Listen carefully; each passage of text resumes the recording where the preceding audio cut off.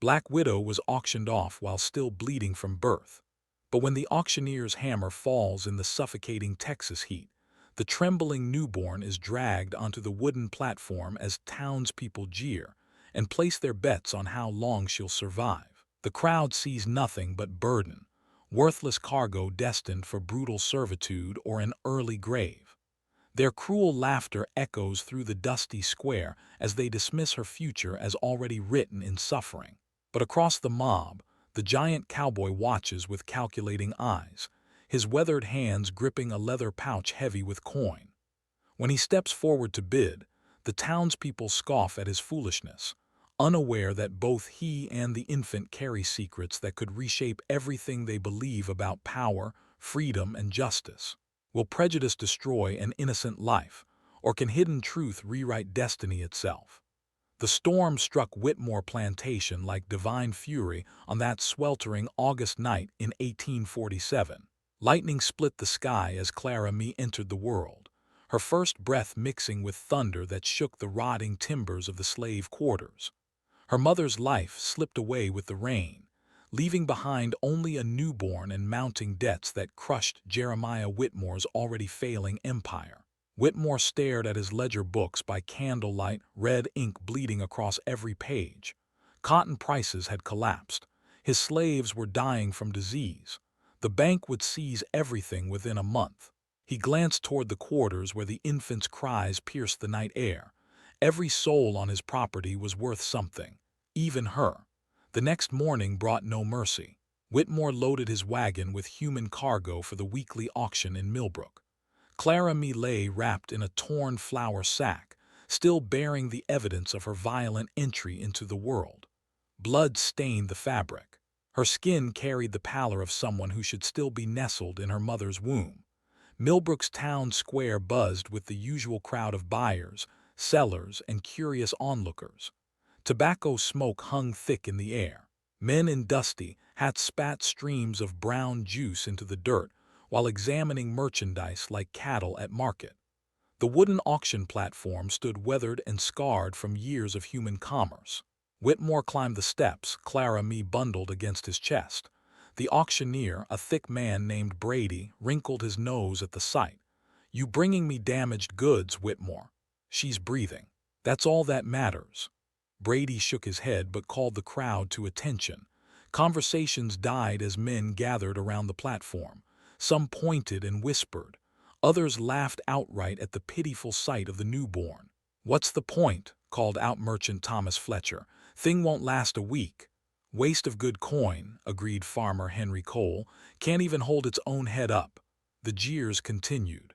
Clara Mee was dismissed before the bidding even began. These men saw no potential, no future, no value beyond immediate labor. To them, she represented nothing but burden and expense. Yet from the edge of the crowd, someone watched with different eyes. Silas Boone stood 6.5 feet tall, his frame carved from years of hard ranch work. His hands bore the calluses of honest labor, but his clothing suggested prosperity. A fine leather vest covered his broad chest.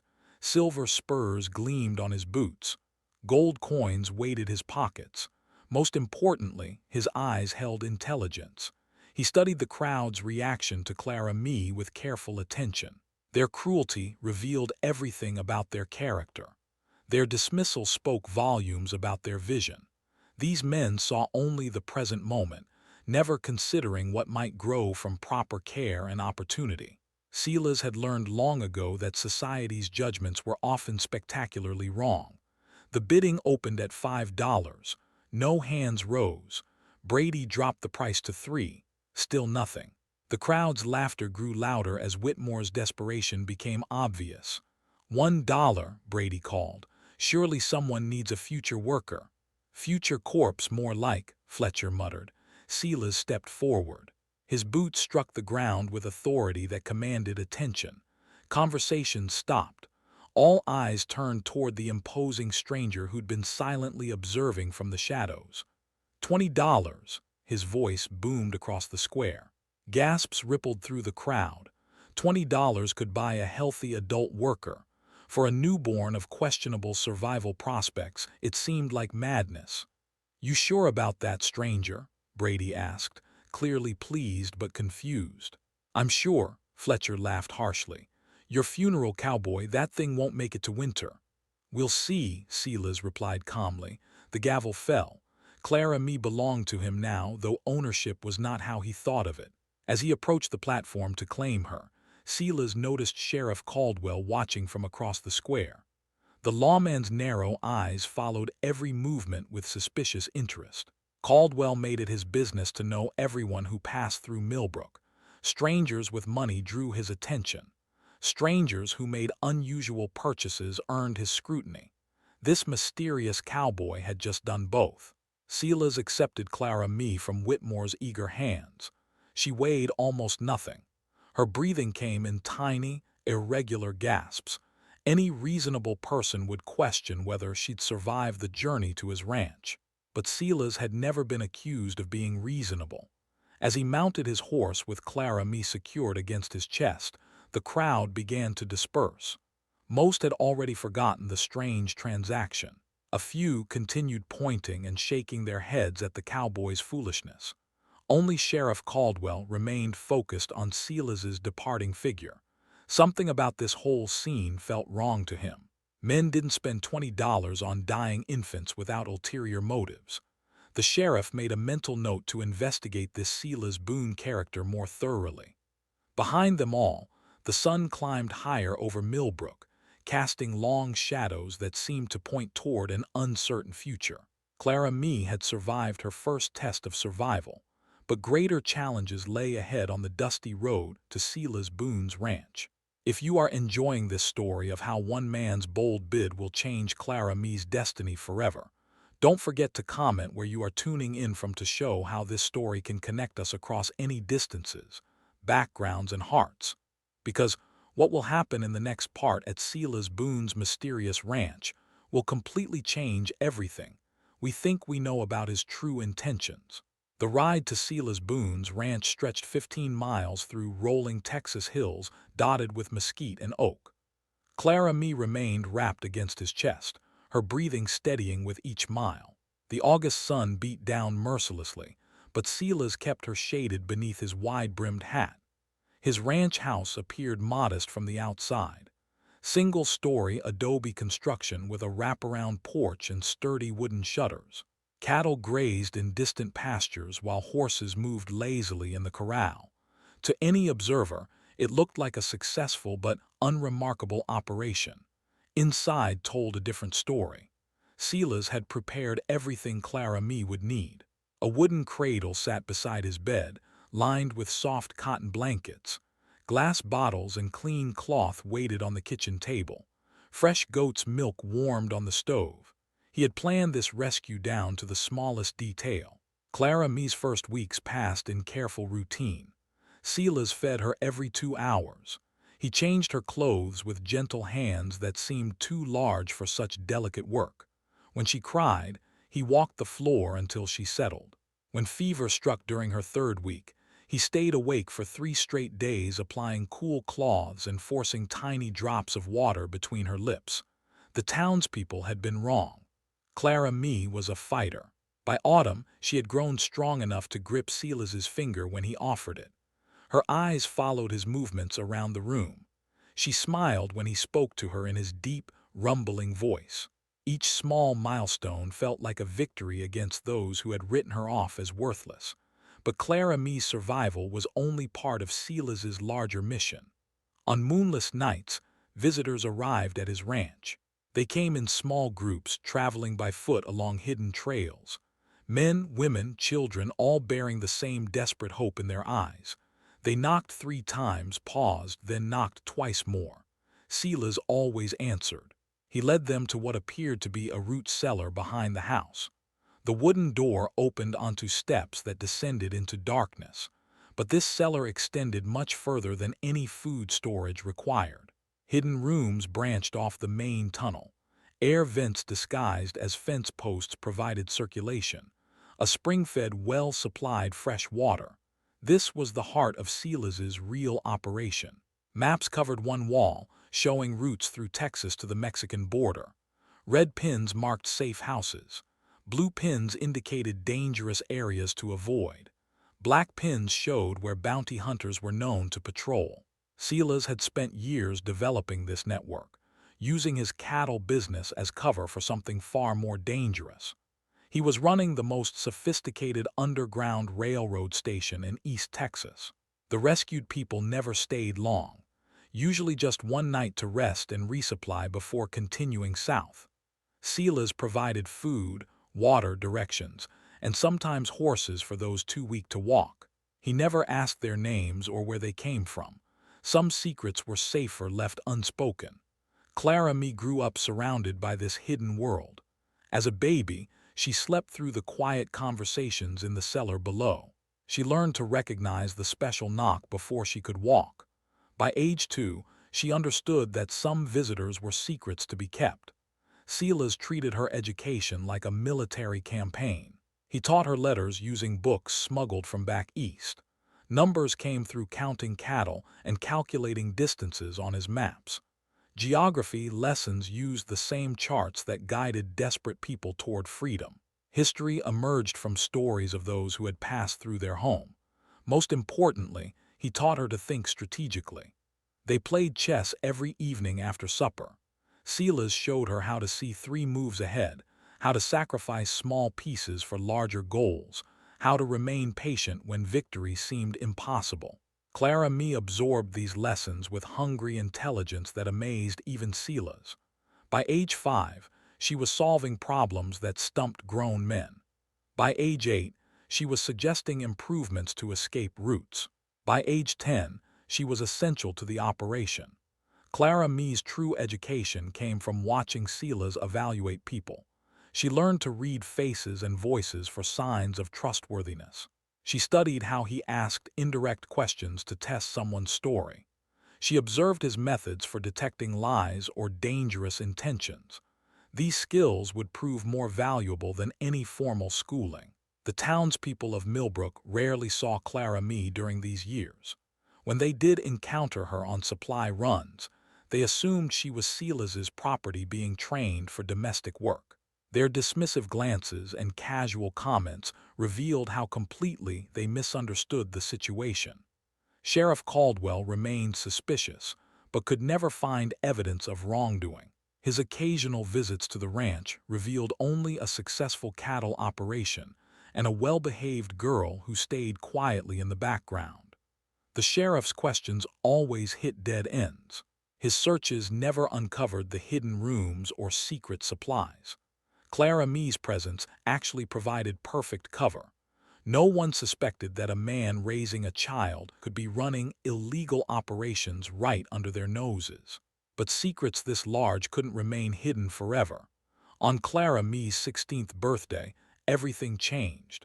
She had grown into a young woman of remarkable intelligence and quiet strength. Her education rivaled that of any finishing school graduate, though her curriculum had included subjects no proper lady would study. That evening, while carrying supplies to the root cellar, Clara Mee noticed something different. The wooden door stood slightly ajar. Voices drifted up from below.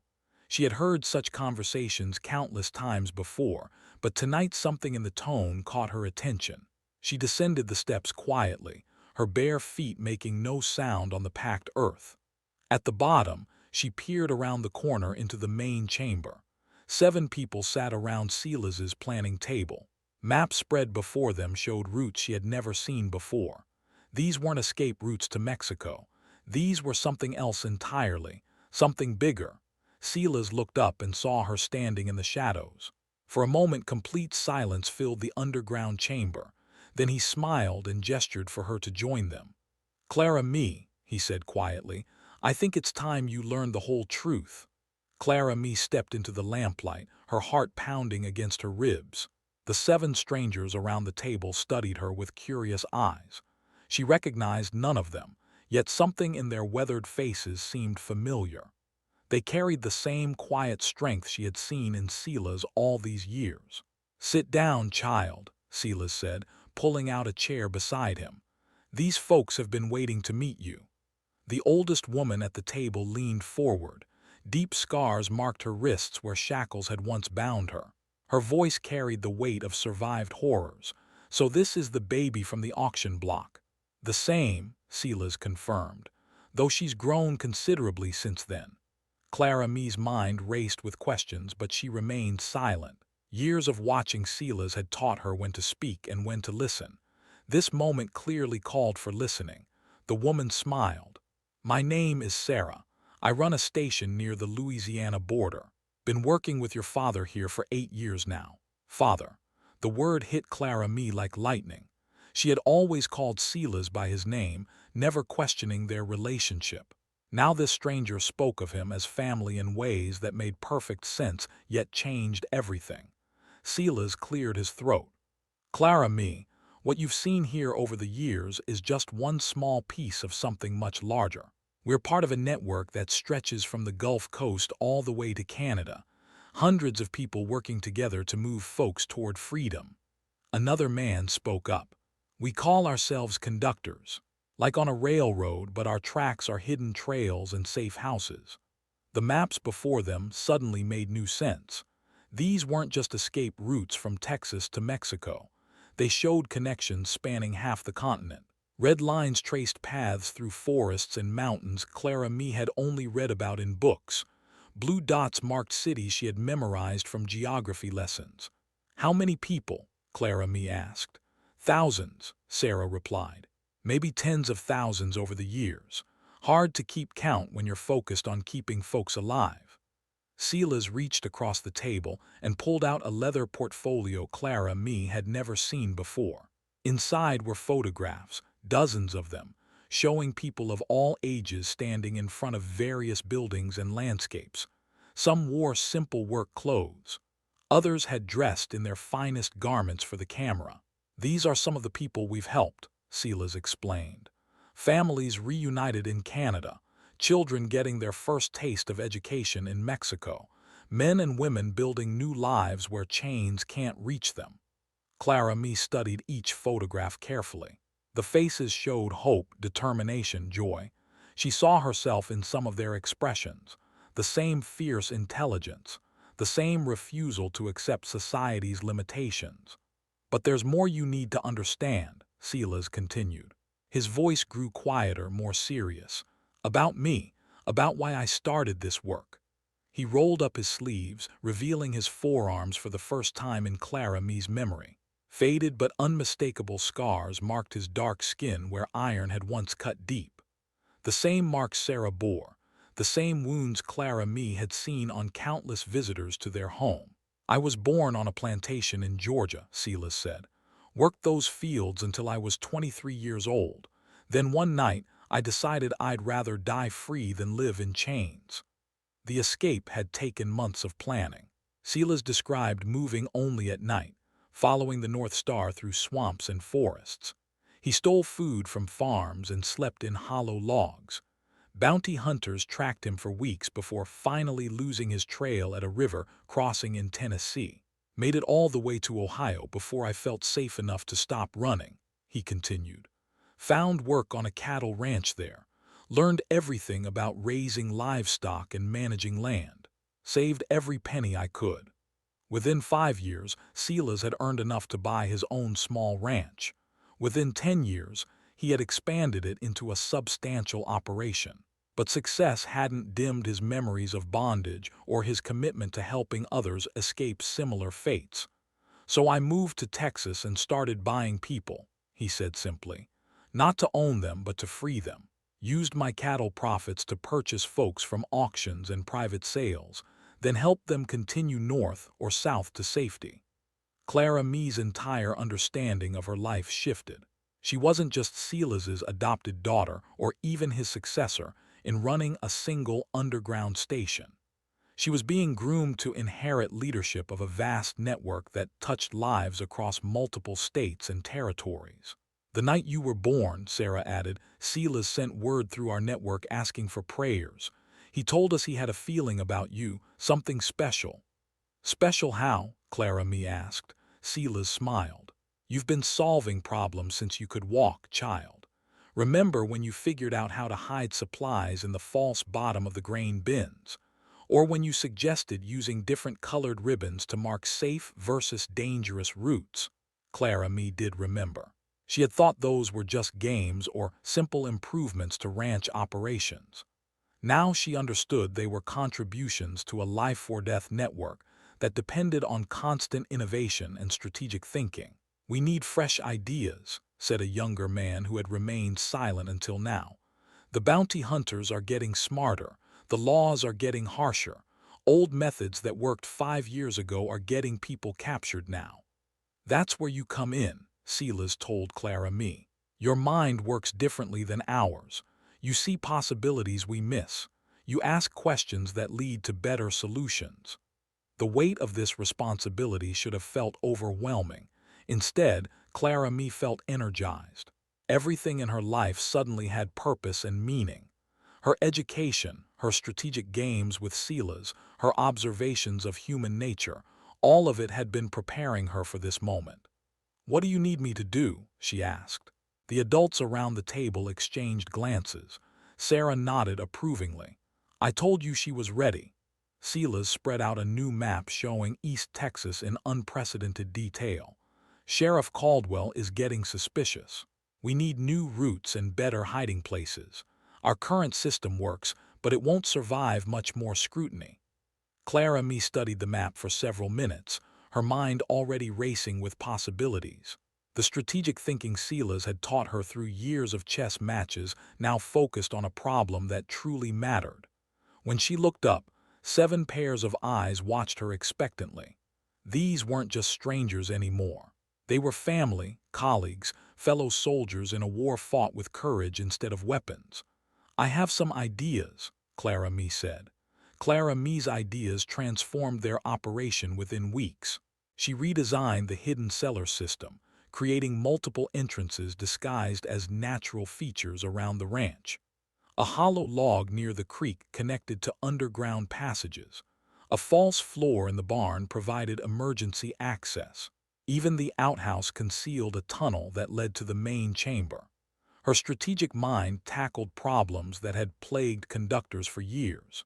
She developed a color-coded system using wildflowers to mark safe houses versus dangerous areas. Red blooms meant immediate danger. Yellow indicated caution. White flowers marked trusted locations. The code spread through their network faster than Sheriff Caldwell could possibly track.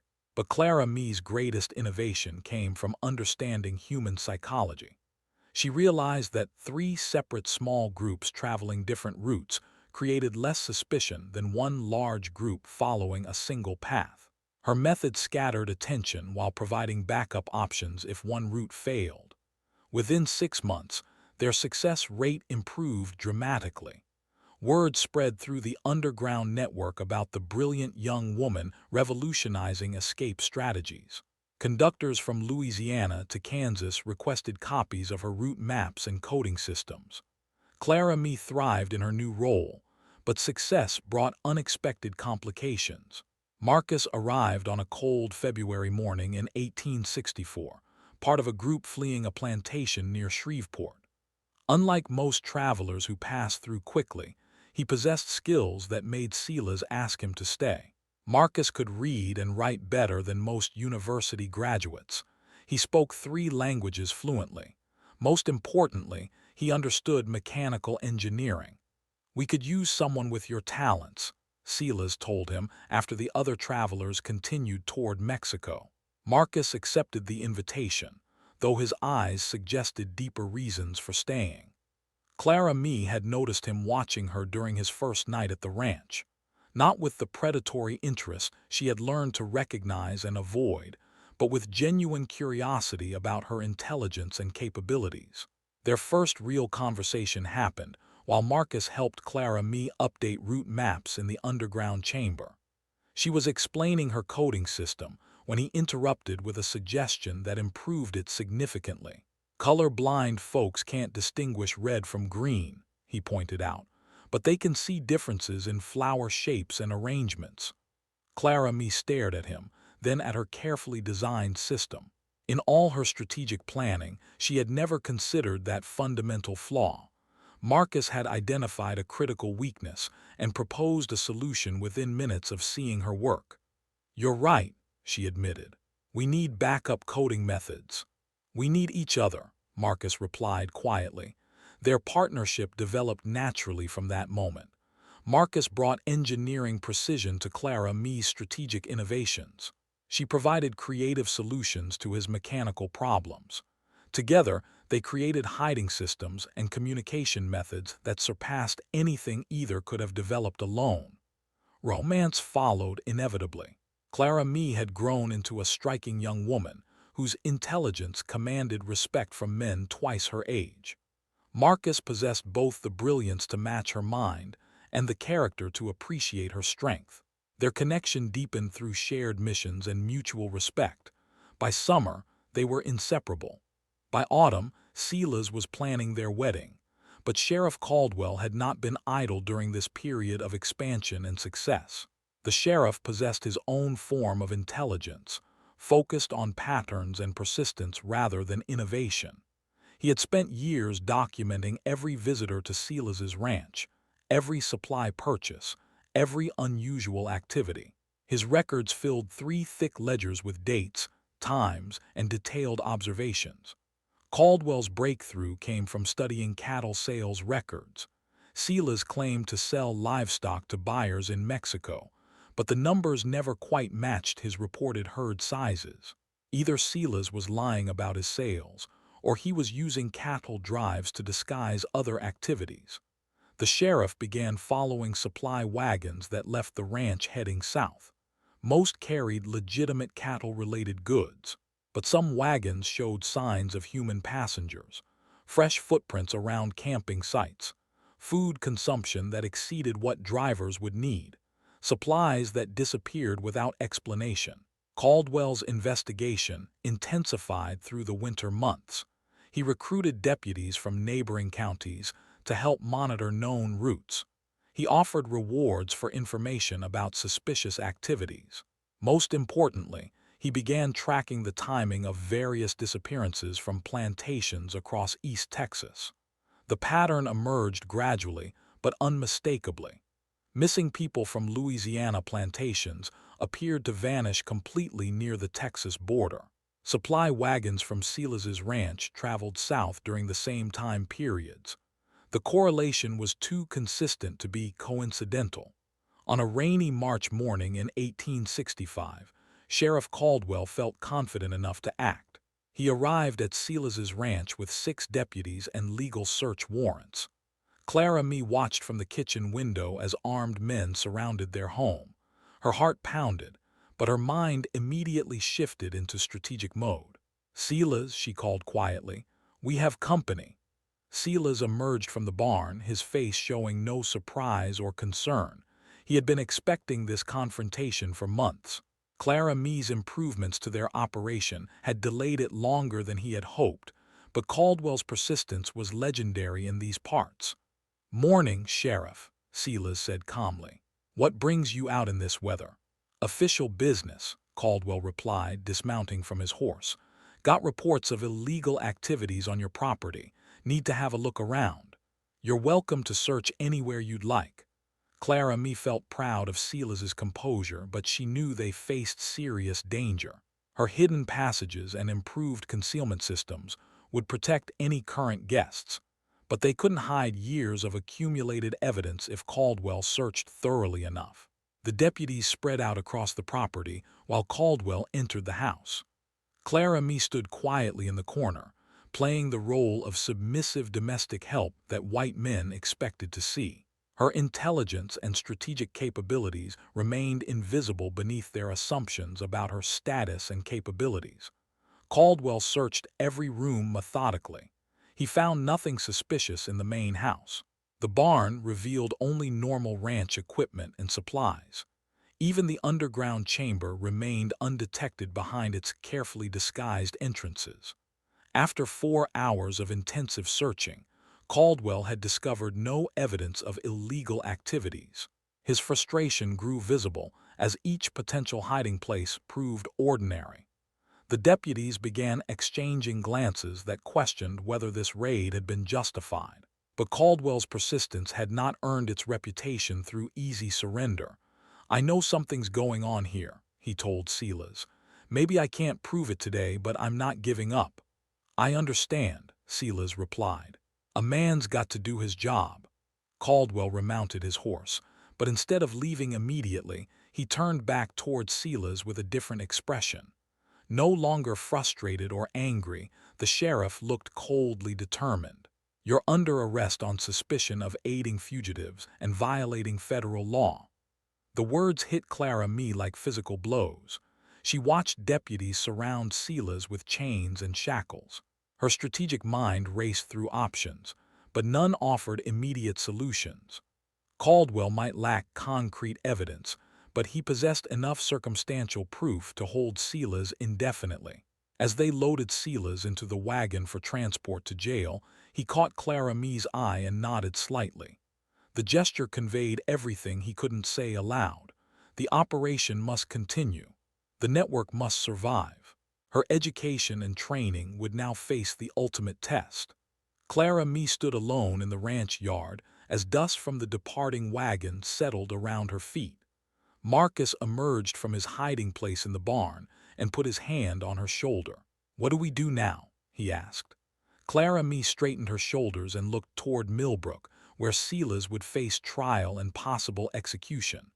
Her entire life had prepared her for this moment, though she had never imagined it would come so soon or feel so overwhelming. "We save him," she said simply, "and we save everyone else who depends on us."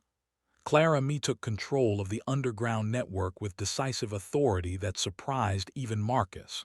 Within hours of Silas's arrest, she had dispatched coded messages to conductors across 3 states, warning them of increased danger and implementing emergency protocols. Her strategic mind, sharpened by years of chess games and problem-solving, now focused on the most complex challenge of her life. The immediate crisis required splitting her attention between maintaining operations and saving Silas.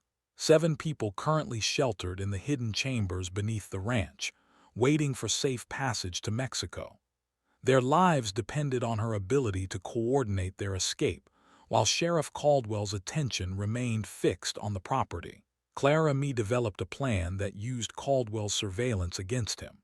She sent Marcus to town with a wagon full of legitimate ranch supplies, drawing the sheriff's deputies to follow his obvious movements. Meanwhile, she guided the hidden travelers through her secondary tunnel system to a rendezvous point 5 miles south, where Sarah's people waited to continue their journey. The deception worked perfectly. Caldwell's men spent the entire day tracking Marcus's innocent supply run, while 7 lives slipped away to freedom through passages they never suspected existed. But Silas's situation grew more desperate with each passing day. The trial date was set for 2 weeks from his arrest. Judge Harrison would preside, as he did over most serious criminal cases in their county. Clara Mee knew that Silas faced almost certain conviction based on Caldwell's circumstantial evidence and the political climate surrounding fugitive slave laws. She needed legal help, but hiring a lawyer required money and explanations she couldn't provide. More critically, any effective defense would require revealing details about their operations that could destroy the entire network. Clara Mee spent sleepless nights in Silas's study, searching through his papers for anything that might help his case. She found cattle sale records, bank statements, correspondence with livestock buyers in Mexico, and detailed accounting ledgers that painted the picture of a successful rancher with completely legitimate business activities.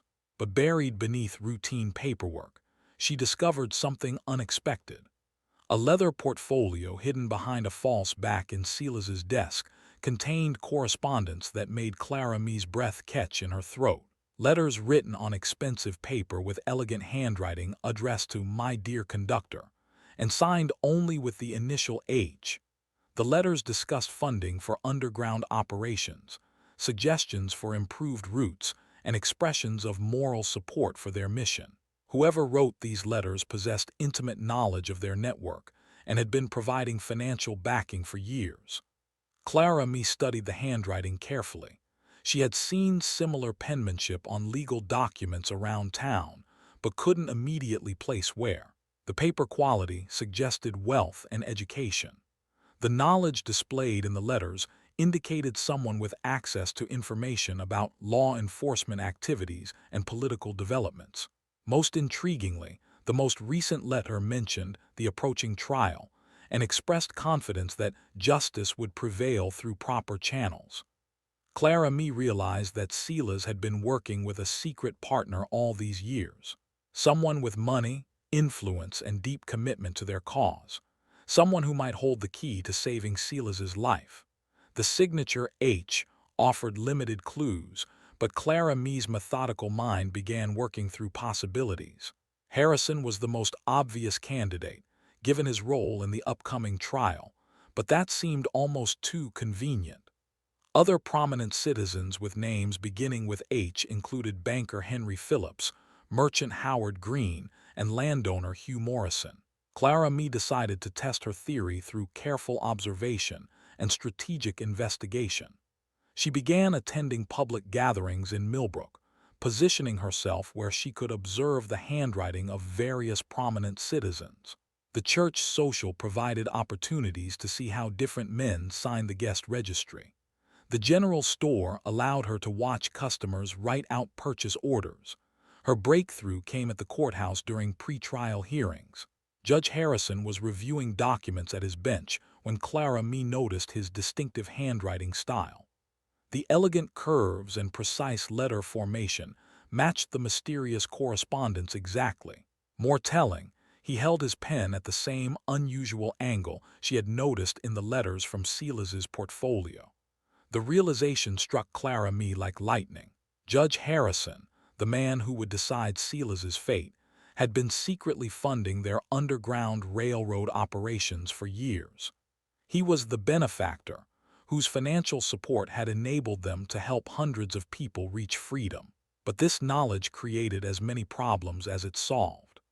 Clara Mee couldn't simply reveal Harrison's secret involvement without destroying his career and ending his ability to help future operations. Yet she needed his assistance to save Silas from conviction and possible execution. The judge was trapped between his public position and private convictions, unable to show obvious favoritism without raising suspicions. Clara Mee spent days developing a strategy that could communicate with Judge Harrison without exposing either of them.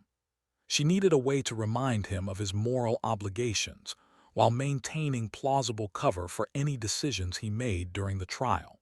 Her solution came from studying the coded language Silas had used in his correspondence with the judge. References to cattle routes meant escape passages. Livestock sales indicated successful rescues. Market conditions described political and legal dangers facing their operations. Clara Mee could use this same coded language during her testimony to speak directly to Judge Harrison's conscience, while appearing to discuss only ranch business to outside observers. She requested permission to testify on Silas's behalf as a character witness. The request was granted, since she had lived on his ranch for nearly 18 years and could speak to his reputation and activities. Clara Mee spent her final week before the trial crafting testimony that would serve multiple purposes. She needed to present Silas as a respectable businessman to the general public, communicate with Judge Harrison through coded language, and demonstrate her own intelligence and moral authority to everyone present. The strategy was risky.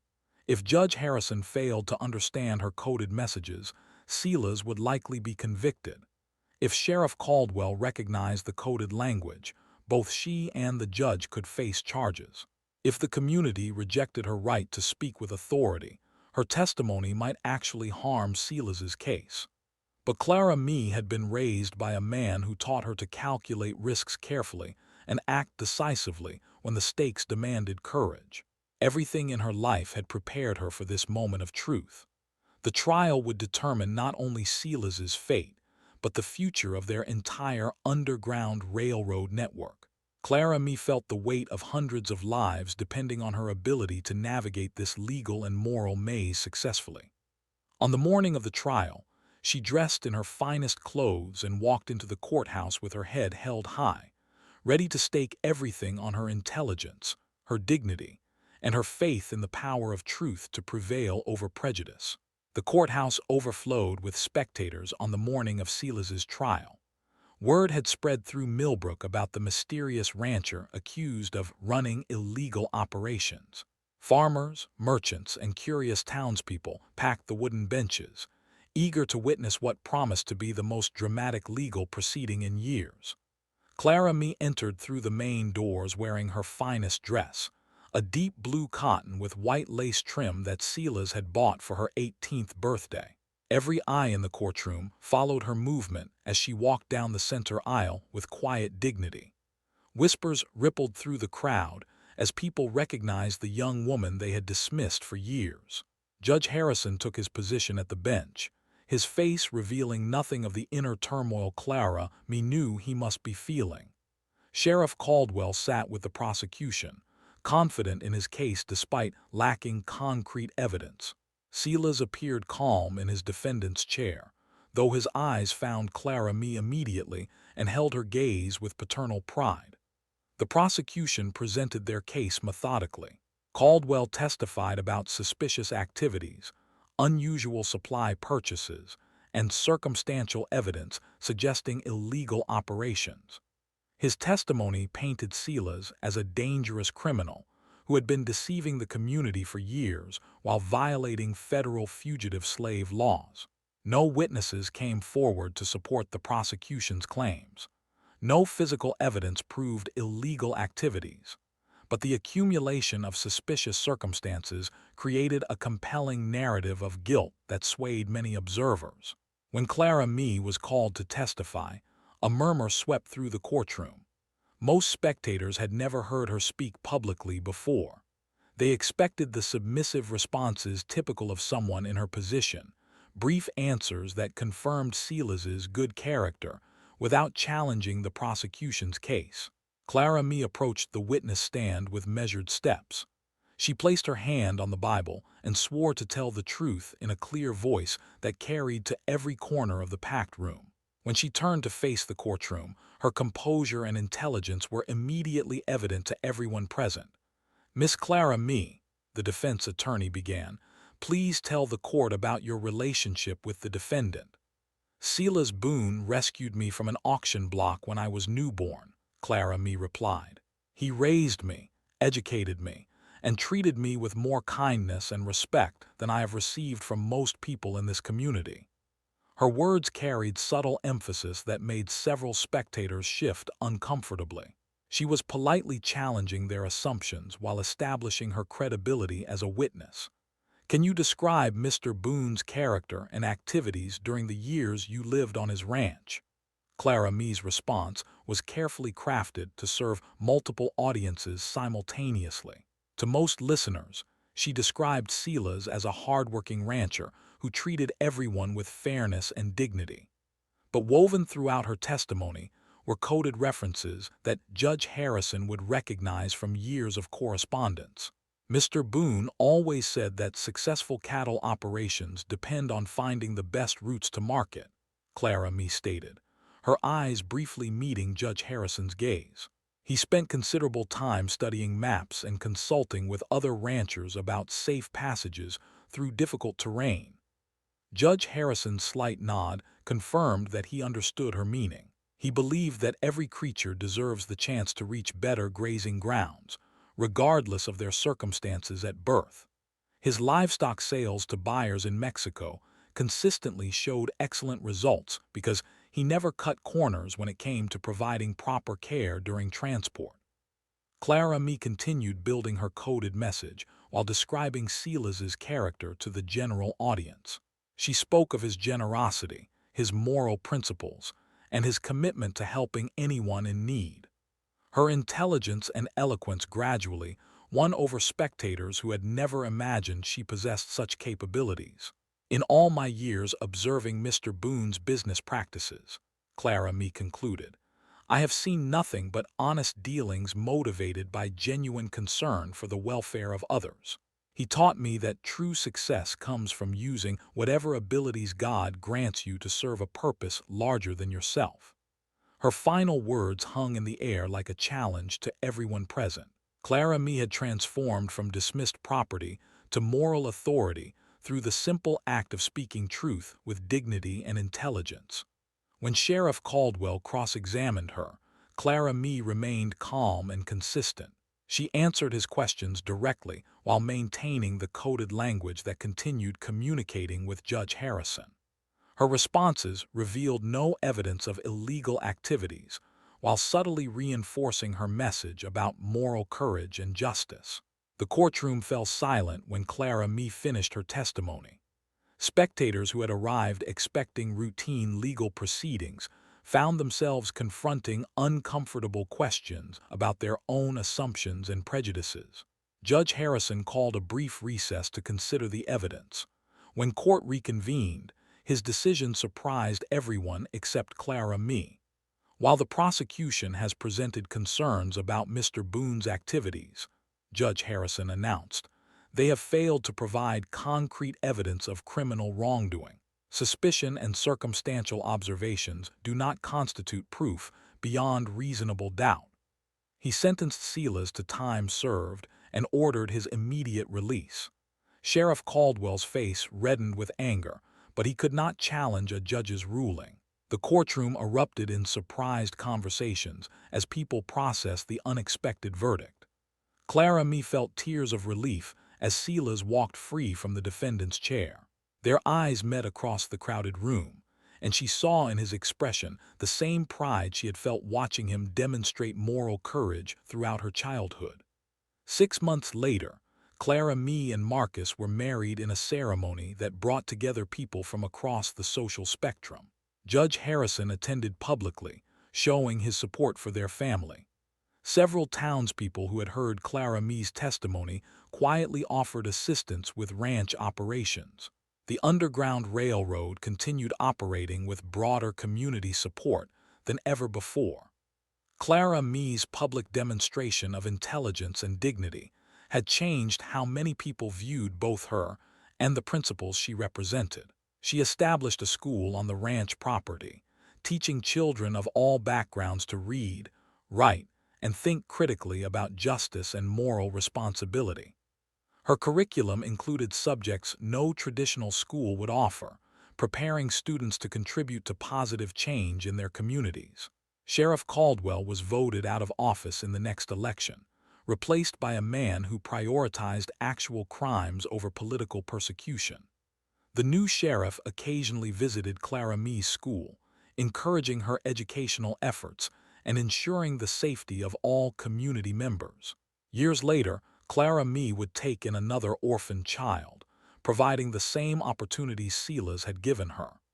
The cycle of rescue, education, and empowerment continued through generations, transforming individual lives and gradually changing community attitudes toward justice and human dignity. The story that began with a newborn bleeding on an auction block had grown into a legacy of hope, intelligence, and moral courage that touched countless lives across multiple states and decades. And that is all to the story, for now. Please let me know where you are tuning in from. Perhaps we will create a story there. Consider liking this video and subscribing to our channel, and if you enjoy our content, click this video on your screen. I promise you it's worth watching. See you tomorrow.